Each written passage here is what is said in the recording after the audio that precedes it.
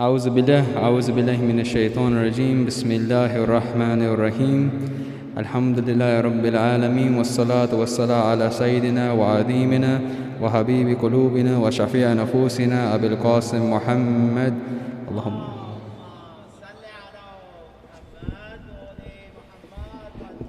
وعلى أهل البيت الطيبين والطاهرين ومعصومين والمظلومين الحمد لله الذي جعلنا من المتمسكين بولاية سيدنا ومولى علي بن أبي طالب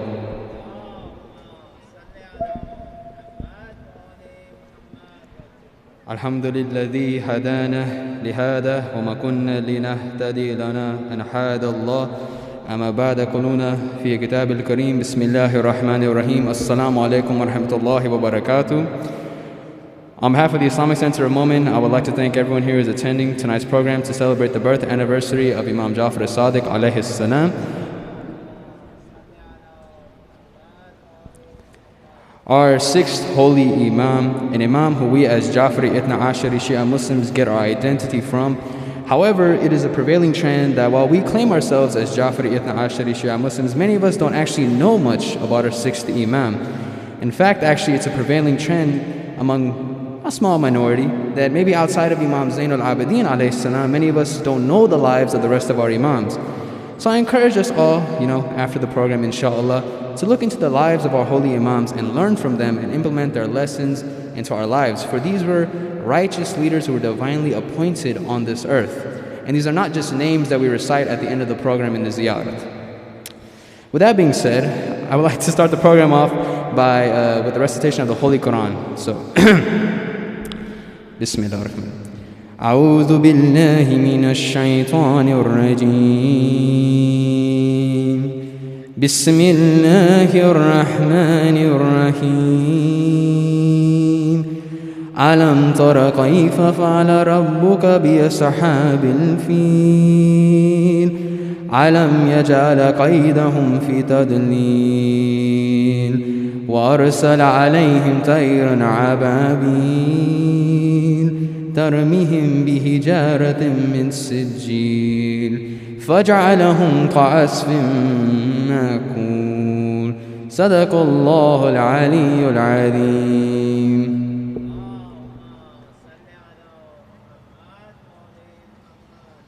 Now I'm going to be inviting Azhar uncle to recite a few lines of poetry, so please welcome him with a loud salawat.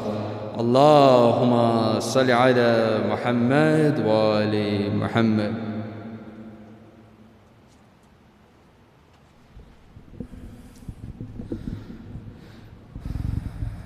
Jazakallah Zamir.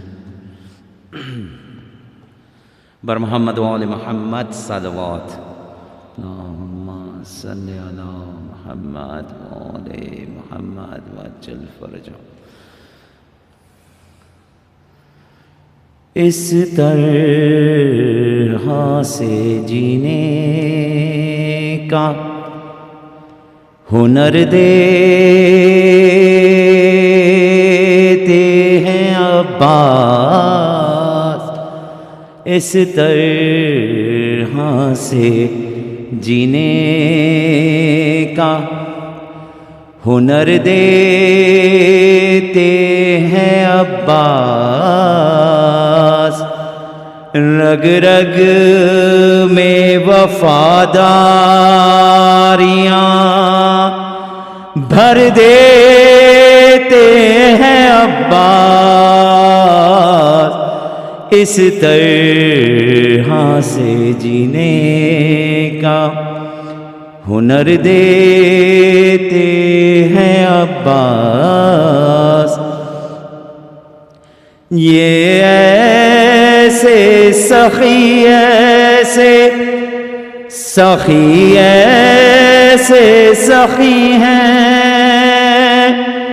یہ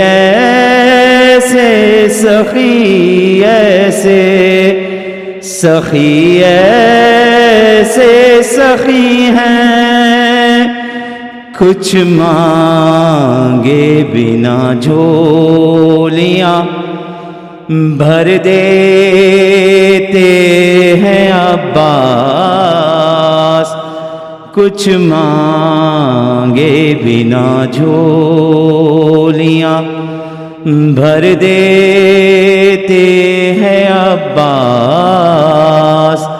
رگ رگ میں وفاداریاں بھر دیتے ہیں عباس، اس طرح سے جینے کا ہنر دیتے ہیں عباس۔ جو کفر کے لشکر سے بھرا ہوتا ہے اکثر، جو کفر کے لشکر سے بھرا ہوتا ہے اکثر، میدان وہی لاشوں سے بھر دیتے ہیں عباس، میدان وہی لاشوں سے بھر دیتے ہیں عباس، رگ رگ میں وفاداریاں بھر دیتے ہیں عباس، اس طرح سے جینے کا ہنر دیتے ہیں عباس۔ صدقے میں سکینہ کے جو مانگو تو زباں سے، صدقے میں سکینہ کے جو مانگو تو زباں سے،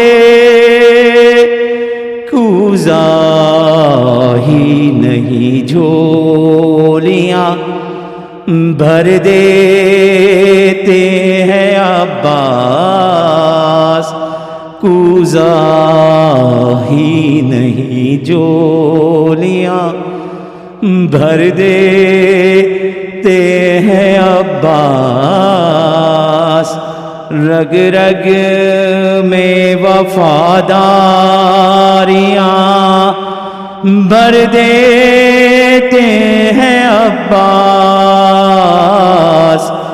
اس طرح سے جینے کا ہنر دیتے ہیں عباس۔ روزے کی زیارت سے یہ احساس ہوا ہے، روزے کی زیارت سے یہ احساس ہوا ہے، بینائی توانائی سے بھر دیتے ہیں عباس، بینائی توانائی سے بھر دیتے ہیں عباس، رگ رگ میں وفاداریاں بھر دیتے ہیں عباس، اس طرح سے جینے کا ہنر دیتے ہیں عباس۔ اور محمد و آل محمد صلی اللہ علیہ وسلم۔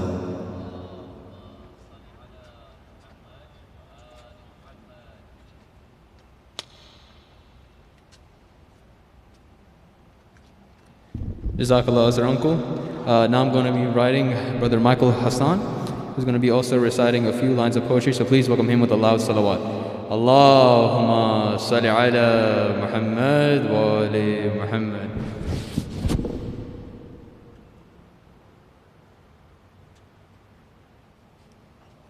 أعوذ بالله من الشيطان الرجيم، بسم الله الرحمن الرحيم. الحمد لله رب العالمين والصلاة والسلام على نبينا محمد وآله الطاهرين.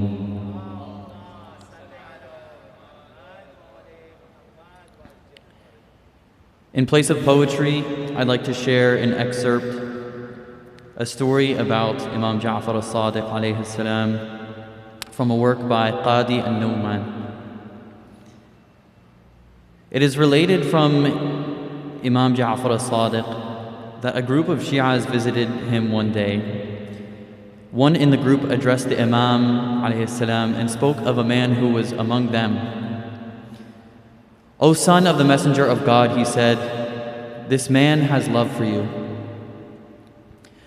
On hearing these words, the Imam looked at the person and said, "The best kind of love is love for the sake of God and His Messenger.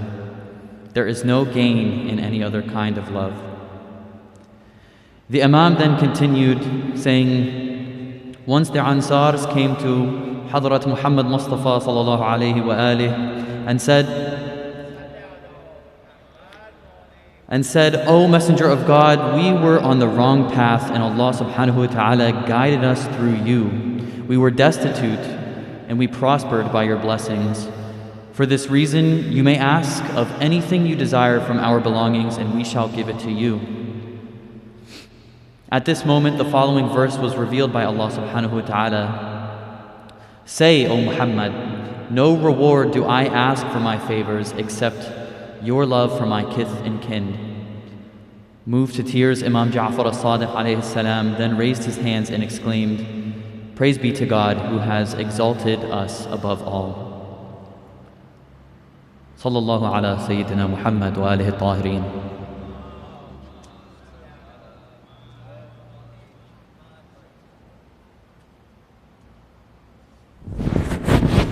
Jazakallah, Michael. That was a beautiful little excerpt. Now I'm going to be inviting Shaykh Amin Rastani up to the minbar, who will be addressing the MOMIN. Please welcome him with a loud salawat. Allahumma salli ala Muhammad wa ali Muhammad.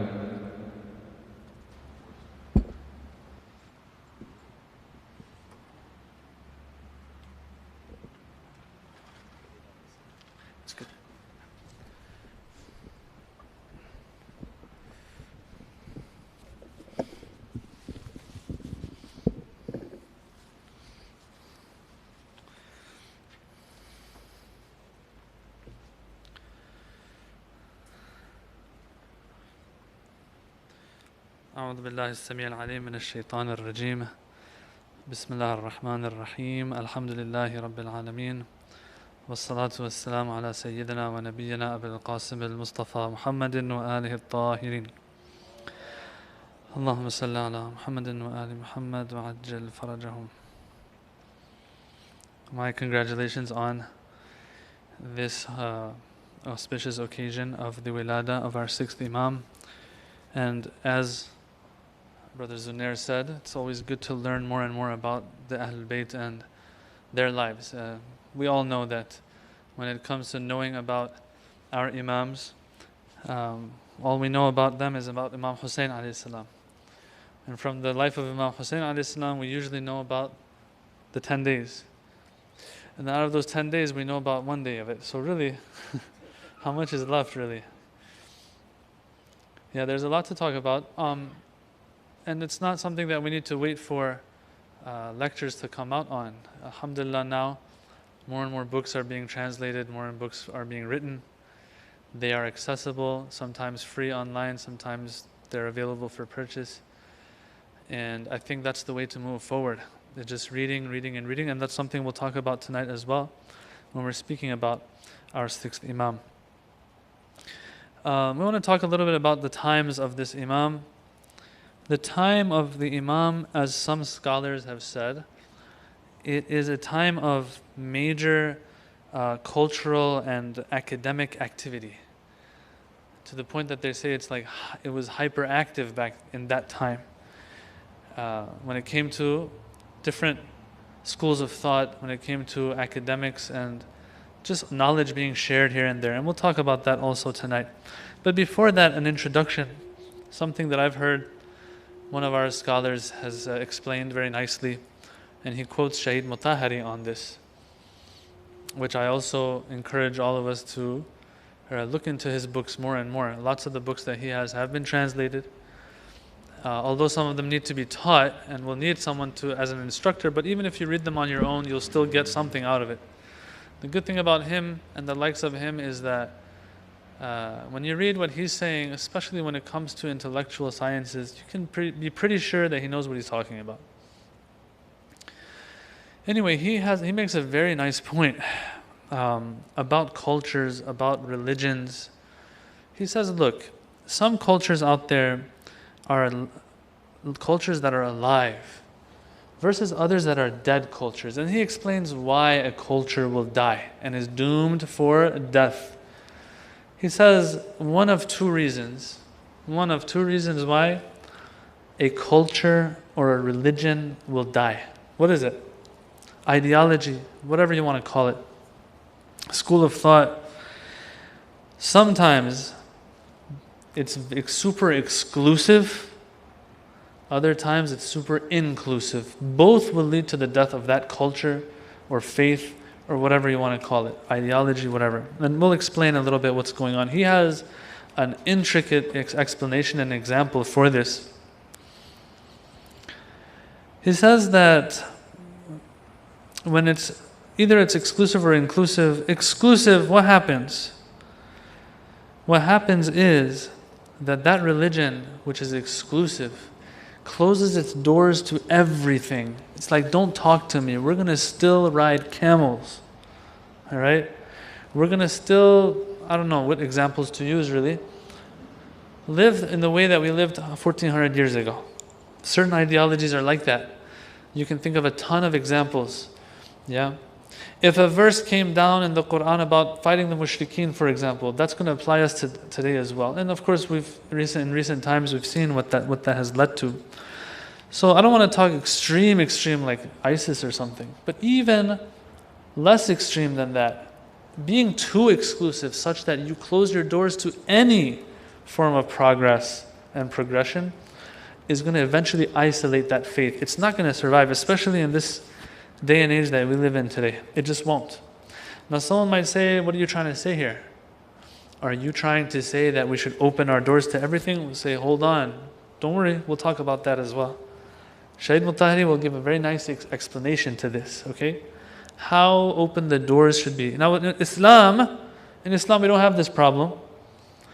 In Islam, yes, Islam comes, it says, this is how the ibadat have to be. The furu'ud-din have to be. Salat, Sawm, and things like that. There are very strict guidelines to the point that today one of the brothers from Michigan kept messaging me about the masah of the foot. And he's telling me, we've been doing masah on the top of our foot, we haven't been doing the tip of our toe and including that in our masah. And he's sending me a fatwa that says you have to do it from the tip of your toe. Like to that extent, details have to be observed, yeah, when it comes to ibadat. So very exclusive nature we have there, yeah. But other than that, Islam's doors are open, yeah. I don't have time to get into fiqh and how fiqh works, of course. But all in all, Islam and the Shi'i school kind of is proud and takes pride in this idea of being very dynamic, right? So there will be some aspects of the faith that are tawqifi, it's called. Tawqifi means it depends on what Allah subhanahu wa ta'ala says. This is how I want it. Other than that, living your lives, the way you live your lives, all of that, there will be some guidelines. That's about it. The rest is like, hey, just get on with your lives the way you were. Islam doesn't come and say, all right, make sure you take 10 steps to work, not 11 steps to work. Things like that. No.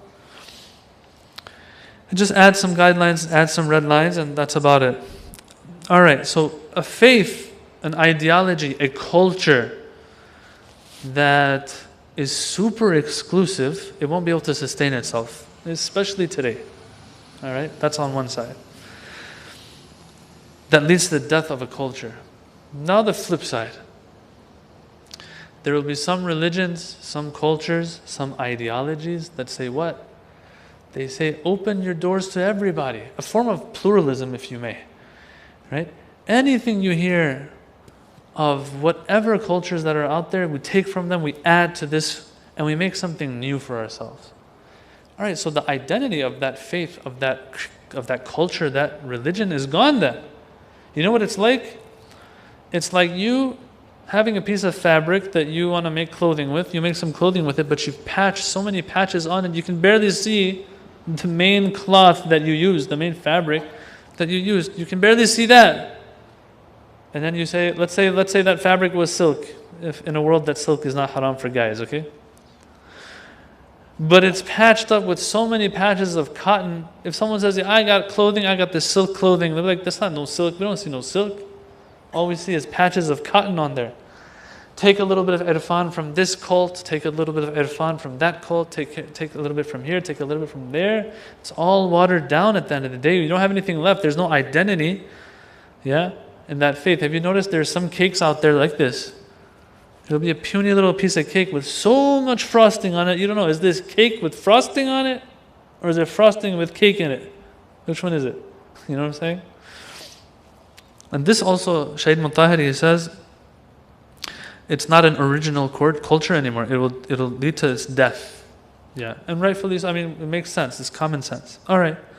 So now you're telling us if the doors are open, we have a problem.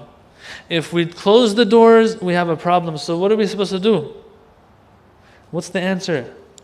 He explains something here that, I mean, every time I see this example, really I'm like, wow, that's why Shaykh Mutahiri was who he was. You know what he says? He says a lively and active culture is like this. It's like the human body. When I'm having that plate full of, well, let's use our imaginations here, yeah? What kind of wings do you like? You know what I'm saying? Like, what kind of burger are you guys into? When you're having that burger, right? Razaqanallah. When we're having that burger, after we're done with it, after a couple hours pass, can anyone point to me and say, this is where the burger is right now? That's where the burger is right now. Let's say a day later, 2 days later, right?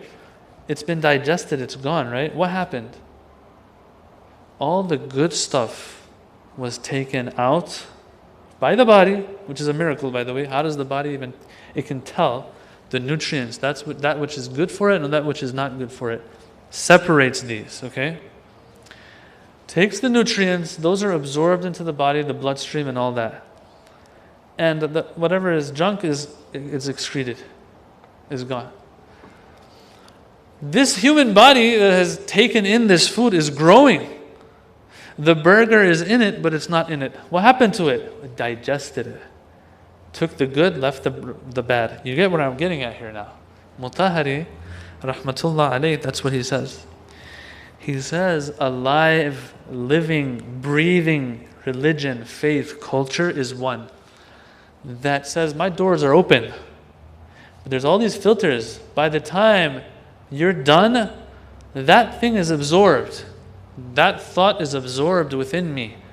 I will take that from it, which is good, which is beneficial, and release whatever else nonsense is in there and that I don't need. That is a lively culture. That is a living culture or faith. And so the point he's trying to make is this, that Islam is like this. And he's right. And that's what allows Islam to survive for all these years. Now, sometimes you're doing that with a measuring stick of haqq, sometimes with a measuring stick of, not so much haqq. All right?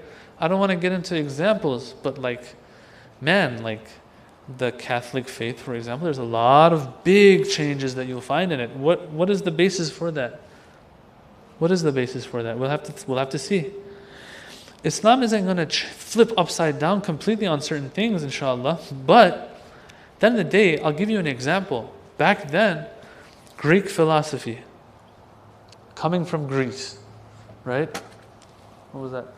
Coming from there, is it that Islam closed its doors completely and said, no, we're not going to have anything to do with this? No. There were a lot of good ideas that came from there. Yeah, they were translated, and we'll talk about that when we get to Imam Sadiq's time. They were translated. Until today, we'll find great scholars in Qum, and even now I'm hearing, in other places, in other houses as well, popping up, that you'll have people who are experts in these fields. I mean, how else are you going to be equipped to answer the shubuhat, the questions and challenges thrown in your way? We'll talk about that, inshallah. During the Imam Sadiq's time, it was difficult.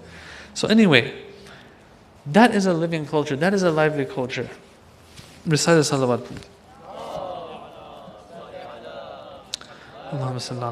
So what happens when you eat too much food?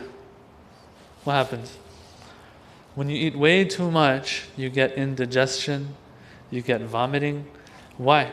Because the influx of food, even if there's nutrients in it, is just too strong for the body to be able to have enough time to filter it all and to take the good and leave the bad.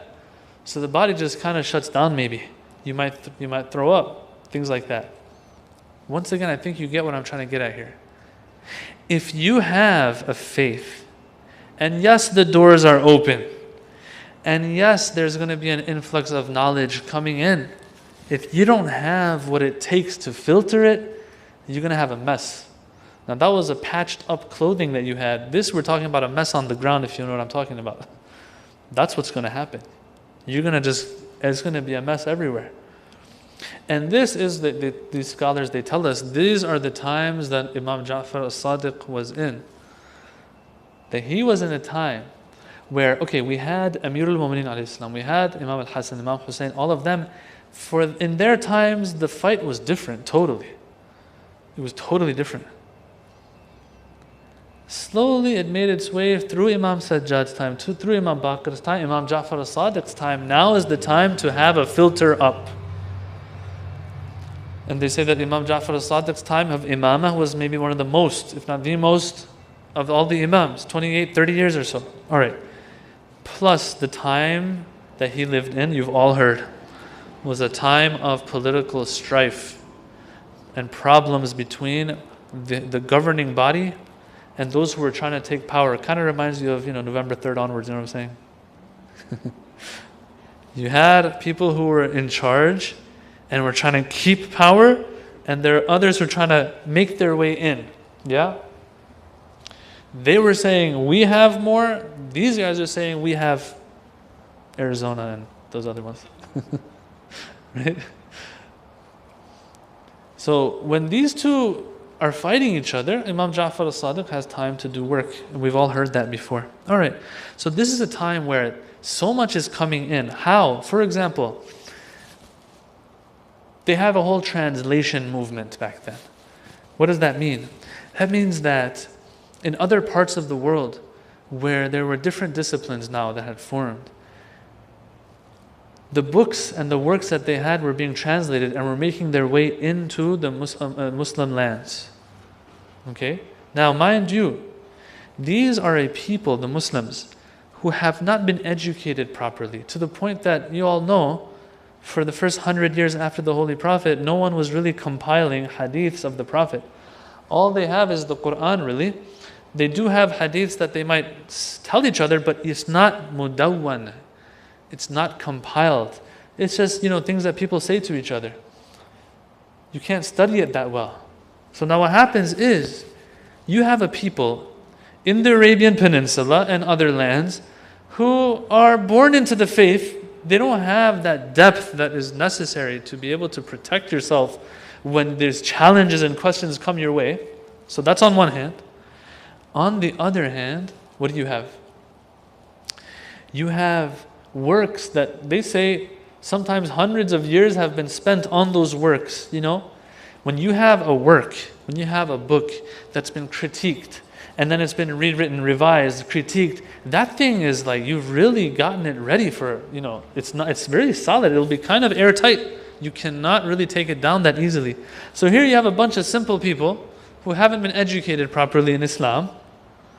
And then all of a sudden you have this influx. So Islam, after 1400 years, we're seeing that since we've had time, our scholars have had time to filter things and take the nutrients and then leave the rest to be excreted. after 1400 years, this wants to happen in the first 100 years after Islam. In a time when there's barely any communication, yeah, we're not able to share things the way we do today. It's going to be a big problem. One of those who contributed to making sure that this doesn't happen is Imam Ja'far al-Sadiq alayhi salam. Recite salawat.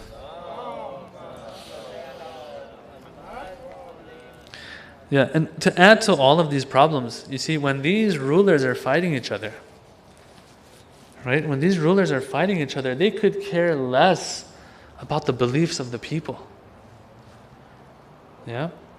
Later on, when the Bani Abbas come to power after or during the time of Imam Sadiq onwards, people like Ma'mun and others, they give value to knowledge and academic discourse. They hold munadarat, debates and all of that you've heard, like Imam al-Rida's time. They themselves get involved. They themselves are the ones who impose certain theological beliefs and ideas on people that are under them. Sometimes ideas that aren't even worth it. If you look up like this idea of the Quran being makhluk or azali or whatever, hadith, this idea of is the Quran created or not? Go look it up tonight, Google it. I forget the exact wording of the actual idea, but the idea of is the Quran created, and then do ma'mun or something next to it. You'll see ma'mun, this was a whole discussion that people lost their lives over, might have been executed and tortured because they weren't adopting this idea. That is the Quran an eternal creation of God being, an eternal being, or is it a creation, something that was created, that wasn't there from the day one when Allah was there? Something like that. Now our Imams back then, they told their followers, forget about this stuff, who cares? There's people losing their lives. Ahmad bin Hanbal was tortured over this. And maybe lost his life over it. I don't remember. My memory doesn't help me here. But Ahmad bin Hanbal is one of the greatest Imams of the Sunni school. And he's tortured by who? By the Khalifa of his time or by the ruler of his time. Why? Because he doesn't adopt this idea. This is theology. Who cares about theology? In Imam Ali's time, was it theology that they were fighting over? No, it was hukum and hukuma and power. Imam al-Hasan's time, Imam Hussein's time, no one's discussing theology. Yes, there were theological roots to those problems that they were living in, but it's not like this is why we're after you, because you believe you're ma'soom and we don't believe you're ma'soom. No. He says, who says you're Khalifa? And then he says, no, I am Khalifa because I said so. Kind of like, what's happening in Saudi right now. I said so, that's why. All right, so these things were happening back then. But like during these times, the khulafa even would get involved. Now, whatever their interests were, whatever their agenda was, there's another story. The point I'm trying to make is, during Imam Sadiq's time, the rulers couldn't care less about this because they want to stay in power. They might have cared later during Imam al-Rida's time, Imam al-Qadim's time maybe, but not during Imam Sadiq's time. So what's going to happen here? It's a double-edged sword. When the ruler, right, imposes beliefs, it's bad in one sense. But in another sense, at least the people aren't turning kafir. But here during Imam Ja'far al-Sadiq's time, the rulers could care less about what people believe. They just want to take over and be in power. And so this added to the problem that Imam Sadiq has to deal with. People have questions, and this is why they say people like Imam Sadiq kind of saved Islam actually. So what did he do to counter all of this? Just going through a little list tonight that I have for you. He presented a whole structure. When you look at the ahadith of Imam Sadiq, it's not just his fiqh. It's not just the rulings of Islam, Islamic law and legal theory. No. You will find a whole plethora. You will find the whole spectrum here, from A to Z, of topics, Islamic topics that the Imam speaks about. These classes that they talk about, which weren't really classes in classrooms. Imam Sadiq says, okay kids, today we're going to learn about Tawheed. It wasn't like that. Imam Sadiq is sitting in a gathering, people ask him questions, and he answers. And the ones who were writing in their little notebooks, whatever they used back then, that's why they had so many random hadiths. First it's talking about marriage, then it's talking about, of course, divorce comes after, right? Divorce. that is talking about Allah, talking about angels, talking about barzakh, for example, all of it, all these random topics. So it wasn't like a classroom. When they say classes of the Imam, it's these gatherings in which he would relate hadith to the people. Now, that is one thing he did. He constructed a whole construct of Islamic ideology, a building from A to Z. You find everything from Imam Ja'far al-Sadiq alayhi salam. Of course, other Imams too, at a much less extent than Imam Sadiq. Imam Sadiq is way up there when it comes to the number of hadiths we have from him. So that's one. And here we don't say that just the Shia were going to him. You all know this better than me. Yeah? Some of the most reliable narrators, they're not too many, but they're there, of hadiths from Imam Sadiq are who? They are the Nawfalis, the Sakunis, these people who were Sunni. They weren't even Shia. They were Shia, they were Sunni, and they were relating hadiths by them. As a matter of fact, when you have a chain of narrators that has those two in it, those two are not going to cause a problem. Yeah, the hadith might go from sahih to muwathaq, but practically, it has the same value almost. We know that these people are reliable. So it's not that, only Shia were going to him. No, everyone's going to him, because at the end of the day, he'll either say, I say this, or he'll say, I heard my father say this from all the way back to the Holy Prophet ﷺ saying this. I mean, at the end of the day, everyone reveres Ja'far al-Sadiq as a great alim at least. A great alim at least. Which hurts. It hurts that if you open up a book like Al-Bukhari, although people like Al-Dhahabi and others will say that, look, this person was great, Ja'far al-Sadiq was great, and he was one of the muhaddithin and all of that, people like Al-Dhahabi will say that, but at the end of the day, when you look in the actual first-hand primary sources, will you find too many hadiths by them? Not really. Imam al-Baqir, same thing. Imam al-Sadiq, same thing. I mean, they will tell you this. I've seen it. I've seen it on YouTube. Come on. Where the Shaykh is saying, he's saying his name was Baqir because kan yabqaru al-ilma baqra. He would split knowledge. All right, if he's that awesome, show me what he said. Ain't got nothing to show you. What is that? What's that all about? As-Sadiq, the truthful one. If you ask him anything, if he says anything in response to you, he's going to be truthful about it. All right, well, show me. And it goes back to things like even before that. Bibi Fatima Zahra alayhi salam, she's living with the Prophet. She has a fraction of the hadiths, that others had. For example, the wife of the Prophet, Aisha. A fraction. Some of our ulama have done the math. They're like, okay, if she was hearing a hadith once a day from the Prophet, right? If you have kids, you'll know what I'm talking about. How much do you talk to your kids a day? We talk to our kids more than one sentence a day, I think, right? They say even if it was once a day, she should have like this number of hadiths, thousands of hadiths by her. Let's say once a week. I think they go to once a month or once a year even. Like they say we don't have that many hadiths by her in the major sources. Yeah? So these are those things that are out there. So yes, this is a discrepancy. The Shia are a little upset about that. I'm going to have to say this. But all in all, what I'm trying to say is that the Imam did his part. We have narrators that have narrated his hadith that are in our sources. Yeah, like the Sakunis, like the Nawfalis and others. All right, what else does he do?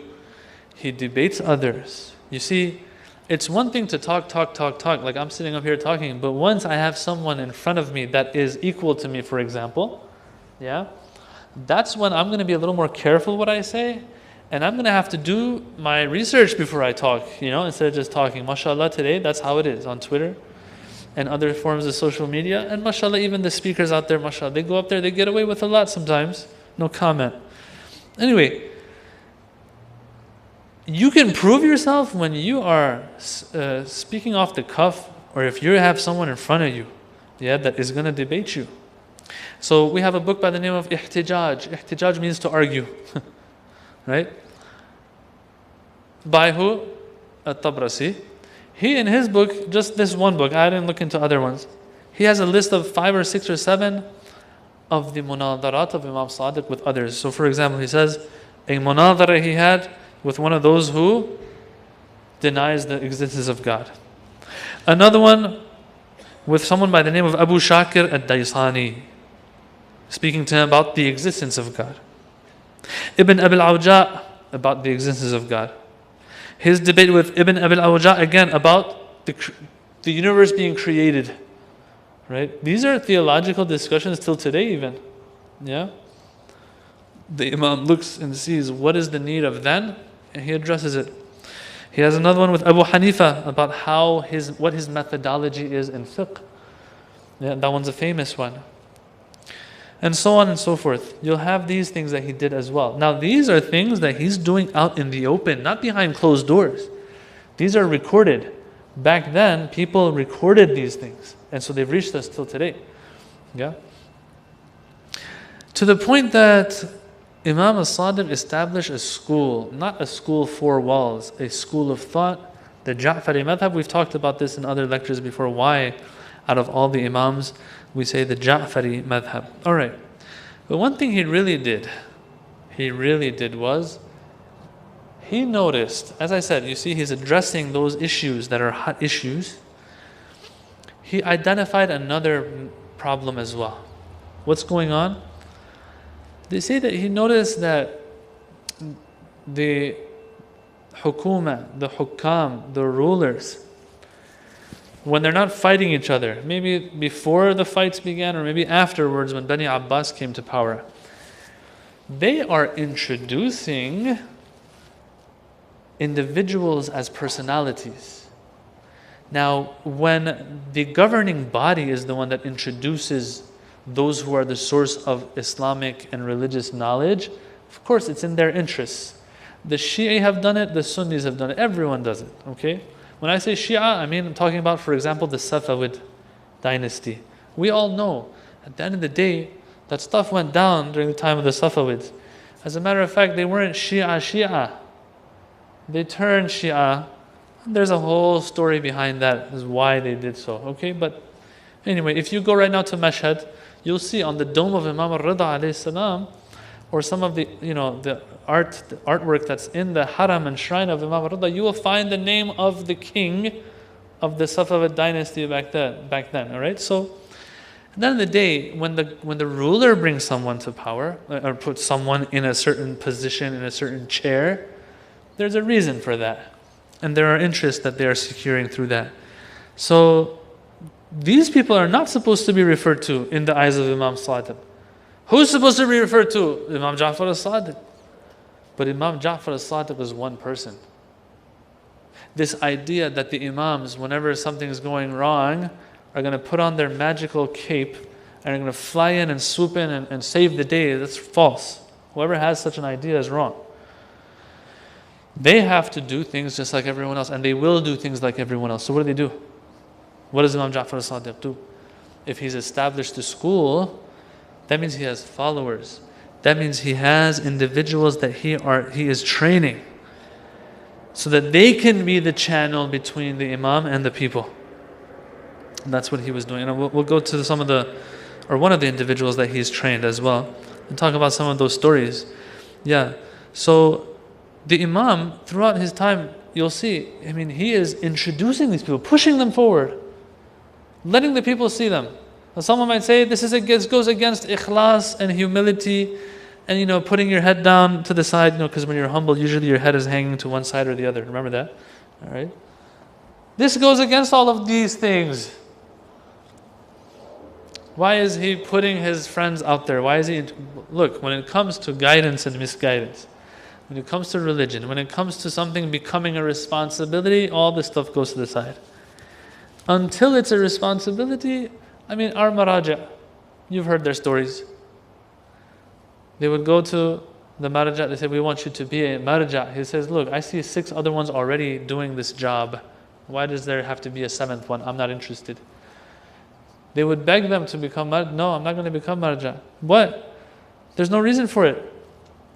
But if you look at it from a secular perspective, there's every reason to do that. There's a lot that's involved. There's fame, there's fortune even sometimes, Man, like there's this famous lecturer in Iran, his name is Hussein Ansarian. He's very famous. He's one of the OGs, right? And so his story is interesting, by the way.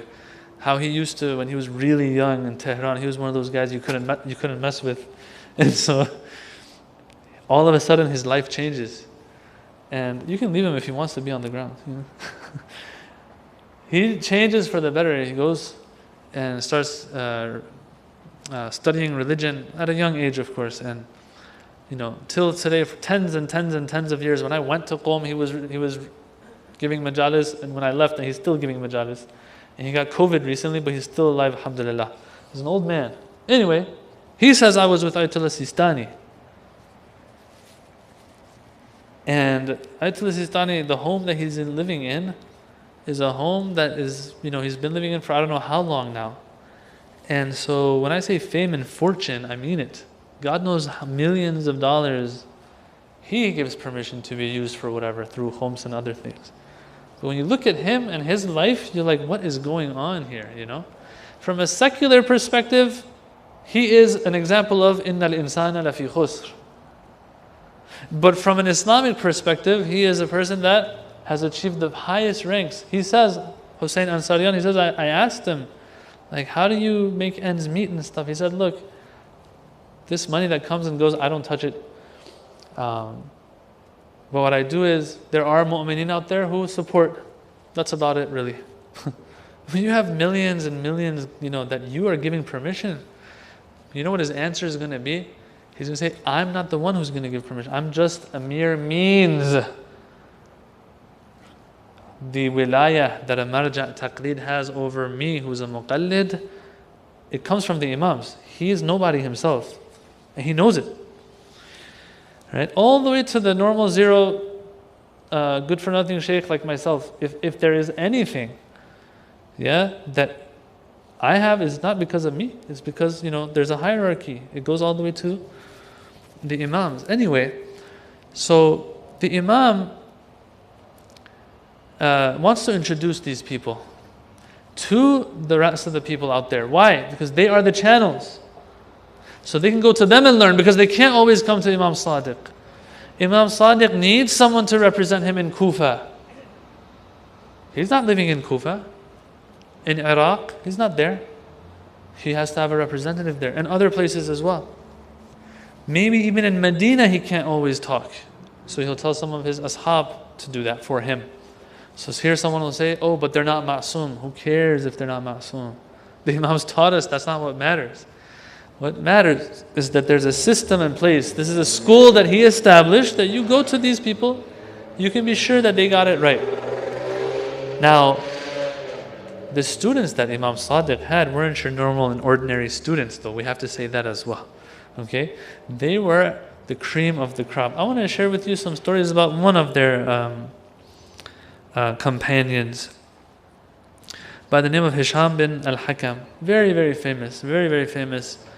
Is he one of the ones that the Imam had trained to teach people Islamic law? No. What was he good at? He was good at two things. He was good at theology, matters that pertain to God, nubuwwah, imamah. And sometimes you're good at these things, all right? You're good at them, but you're not good at delivering. Or God forbid, a debate happens. I've seen this. A debate happens. You don't know how to debate. Debating has its own skills, right? If you don't got them skills, don't try, because you're going to hurt the faith itself. I've seen this. I know people that are maybe some of the most knowledgeable people in the English-speaking world in terms of how much they've read. They're from the Hawza too. They're not lecturers. You won't know them. They're in the shadows. And it's good that they're in the shadows. You know why? Because one of them, one time, he came out of the shadows. And then he debated somebody. Man, they destroyed us. That's all I'm going to say. Yeah? Like if someone who's on the fence, Shi'i, Sunni, which one? Watching this, they'll say, is this the argument the Shia have? I'm sorry, I'm not interested. Yeah. The same person, he's very knowledgeable. I know him. But this is what happened. And you're like, why did you even do that? And he says, I spoke to one of my teachers in Qom. He said, I think it's a good idea. No, but maybe you should speak to some of those senior scholars in the West, maybe, and see what they think as well. Because they're on the ground, they're seeing how these things go. The one that's in Qom, that grand teacher in Qom, might not be familiar with some of the things that are happening on the ground. Anyway, every case is different, I want to say. Every case is different. Sometimes even the ones that are back home know exactly what's going on. I don't want to sound like they don't know what's going on. But the point I'm trying to make right now is this: that you have to be good at both. You have to be knowledgeable and you have to know the tricks of the trade. You know how to play the game. Hisham bin Hakam knows how to play the game. This guy was good. He was made for this. It says that he was debating people when he didn't have any facial hair yet. That's how young he was, right? No facial hair. But he has what it takes to go against some grand scholar that lives in Basra. Let me give you some stories about him. So people would come to Imam Ja'far as-Sadiq and they want to debate him from different parts of the Muslim lands, right? To introduce his students to others that, look, these are my students. Forget about me. Like, I'm way up there. These are my students you can go to and talk to and see if you can debate them and overcome them. So here, for example, they would come to the Imam. They would say, "We want to debate you." He said, "Look, if you want, let me see you overcome Hisham ibn al-Hakam." So, for example, it says someone came from Sham. Now, you all know Sham. They always been Imam haters. You know what I'm saying? That's just how it's been. Muawiyah did his job right. Muawiyah was able to do something that people in Sham, you'll find the biggest haters coming from those lands, unfortunately. All right? Now, it says that someone that was really good in different disciplines, he comes to the Imam. And he says, I want to debate. He says, okay, if you want to debate about, he refers to him if you want to do tafsir, go talk to so-and-so. You want to talk about fiqh, go and talk to so-and-so. You want to go. This person, he's like, after he goes and he discusses and all that and debates, he comes back to the Imam and says, that he tells the Imam, look, why are you like showing off your students? You're showing them off, like, what's going on? What's so humble about that, What does the Imam say? This is the point I'm trying to make. He says, yes, that's exactly what I'm after. Forget humility now. Ain't no time for humility right now. Because if I don't do this now, people are going to go elsewhere for the religion. He says, that's exactly what I'm trying to do. I'm trying to show them off to everybody. Introduce them to everybody. Make a big deal about them so that people know that these are the ones you go to. Who are they connected to? Imam Ja'far as-Sadiq alayhi salam. Recite salawat. Which brings me to this next one. Amr bin Ubaid, one of the grand non-Shi'i scholars in Basra. This Hisham bin Hakam, he was a troll, all right? For good reasons, of course. But he would troll them. So it says that Hisham enters this grand alim's gathering. He starts asking him questions. He says, hey, do you need eyes? Why do you have eyes? And this scholar is like, what are you talking about, man? Get out of here. It's like, no, answer the question. Yeah, well, he says, I need the eyes for this purpose. Mouth, nose, whatever. He asks him a few things like that. He's like, okay, so like you need all these things so that you can sustain life and, maintain your life and all that, right? Yeah.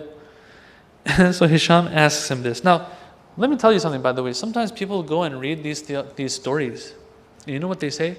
They say, oh, that's not a very strong argument. Yeah, 1400 years ago, it was a strong argument. Until today, it's still a good argument. But the point I want to make is this. Back then, it was strong. Today, we have had 1400 years to work on even solidifying our answers more and more. We have to understand that as well. But anyway, Hisham tells him, he says, God has created a system, which is your body. And then there are certain tools that you have to have: the eyes, the mouth, the nose, the ears, all these things. You need these things, the mind, the heart, in order to maintain life of this body. And then now you're telling me that in all of this earth, with all of the stuff that's going on, and with all the people, all the questions, all the challenges, all these things, this grand system that God has created and given so much design and all of that, God is not going to put someone in there as a guide that people can refer to. God isn't going to put a guide in there. He was debating imamah with him, right? He says, you need eyes to guide this body. You need a mind, you need a brain, you need a heart for that purpose. And then now in all of this sophisticated system that God has created, there's no need for someone to guide it. Now someone here might say, well, the 12th Imam is in ghaibah. How is he guiding us? God did his part. The humans messed up, okay? If the people are going to force the Imam into hiding, God's not going to swoop down and stop them and force them to be good. If God was going to force people to be good, He wouldn't create us. Anyway, you know what this guy says, Amr bin Ubaid? He knows that he's coming from Medina, right? So he tells him, he says that in the story, he says, are you Hisham bin Hakam? He says, no. But eventually this person finds out that you are Hisham. Well, I know your style. This is how you do it. Yeah. What's interesting is in the beginning of the story, I skipped it. It says that everyone was sitting in the presence of Imam Sadiq. Imam Sadiq tells Hisham, tell the rest of the people here, this circle and gathering of ours, tell them the story that you had with Amr bin Ubaid. Tell them. This is the humility of Hisham. You see, some people debate for the sake of debating. That's wrong. All right? And that's the world we live in today. All right? I'll just tell you that and move on. Some people do it just for that. Hisham isn't about that life. Hisham, he says that I am ashamed to speak in your presence, O Imam. I'm ashamed to speak in your presence. This is how he saw it. Why should I talk about Amr bin Ubaid? If it was me going all the way to Basra and defeating Amr bin Ubaid, I'll be taking some selfies. Well, selfies they don't have any sound and voice. So I'll be doing an Instagram story, hey, Amr bin Ubaid, so you said you don't have an answer to this? Instagram story, Hisham's not about that life. Hisham is not about that life. Hisham says, why should I talk about it, Imam? No, Imam says, no, I want you to talk about it. Because what was the Imam's agenda again? What was the Imam's agenda? To introduce these people. To let everyone know, these guys, they're pretty solid when it comes to their stuff. They have what it takes. Which brings me to the point I want to make, that for today, guys, especially right now, mashallah, I see more than half of us here are youth, are young, mashallah. That's good. No, I'm not going to disclose the number in front of the camera, but the number we have, the percentage, all right? The percentage of youth we have here is a lot, mashallah. Allahumma salli ala. Your times are different now, all right? Slowly the time is going to come where you're going to move on from whatever else people are interested in and are doing these days, and you're going to get yourselves into those books. That's what you're going to do, inshallah. And you're going to ask questions. That's what it's going to be all about. It's all about education. In one of these stories, it says the Imam, he was so happy. The same story. After Hisham says, explains the whole story and how he defeated Amr bin Ubaid, it says the Imam smiled and was happy. Why? Because he fought with his sword or something? No, he fought with the sword of knowledge. That's what makes the Imams happy, I would say, today. I mean, especially in this part of the world, there isn't anything else that anyone can do for their faith except for educate themselves and then educate others. Oh, thank you very much. In another story, it says someone entered the tent of the Imam in Hajj. And he wants to debate. And he was strong in theology. So the Imam says, go, and I want you to debate Hisham. It says that the people came, they sat. it says that once the debate was over, Hisham defeated this person so bad that he embraced Islam. In another story, it says that Hisham, the guy comes to him, he says, I want to debate you. He says, all right, but if I beat you, you have to embrace Islam. And he says, okay, what if I defeat you though? Right? So Hisham tells him, if I win, you embrace Islam. The guy says, okay, what if I defeat you? He says, I'm not going to embrace your faith though. Why? He says, because you think you're all that. There ain't anybody higher than you. But for me, if you defeat me, there's someone that's above me. What's his name? Ja'far as-Sadiq. And then if you defeat him, then I'll embrace your faith. It's always good to have that backup, you know? Like those little kids. We had them growing up in our center where I was growing up, somewhere else in America. Little kid, you see him once a year in the center. He's like, who are you? He comes and starts pushing you like, wait a minute, I'm double your size. The moment you want to push him back, his cousin that's 3 times your size is standing next to him. You know, it's always good to have that cousin. Right? That's how it was for me growing up, all right? You guys have it going good here.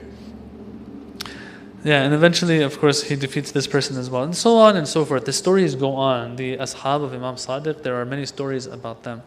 I'm going to wrap it up. During Imam Sadiq's time, this is how it was. You had an influx. It didn't give them, they didn't have the opportunity to make sure that things are filtered. It is good for a faith, an ideology, a culture to be such that it has that capacity to take in, absorb, and then give off the bad. But when it's an overflow of that, it's going to be hard. But the Imam, through his strategization, what he did was he created a school, yes, that could address all of these things. Not everyone has to knock the door of Imam Sadiq alayhi salam. And that establishment, that institution, let's say, that was established during the time of Imam Sadiq is the same one that continued through all the way to the Shaykh al-Mufids and the Sayyid al-Murtadas, all the way to the Shaykh al-Tusis, all the way forward, all the way till the recent times, Shaykh al-Ansaris and all of them, all the way to the Khu'is and Khomainis and Sistanis, all the way till today. It's connected. It's connected. That's the beauty of it. Usually, living and breathing in the 21st century, we feel like there's a big gap between us. But if a person studies the history of the development of Islam and Islamic thought and Shi'i Imami doctrine, they'll see that there is a connection, and that's the beauty of it. And that's the beauty of Islam, that we can have whatever is out there, take it in, absorb it, whatever good it has, and the rest throw it away. All of this began, you can say in one sense, from the time of Imam Ja'far as-Sadiq alayhi salam. We ask Allah subhanahu wa ta'ala to give us the tawfiq of His ziyarah in this life and His shafa'ah in the hereafter, and to benefit from His teachings and live up to those teachings such that we are of the felicious ones Yawm al-Qiyamah. Walhamdulillahi Rabbil Alameen. Wassalamu alaikum wa rahmatullah.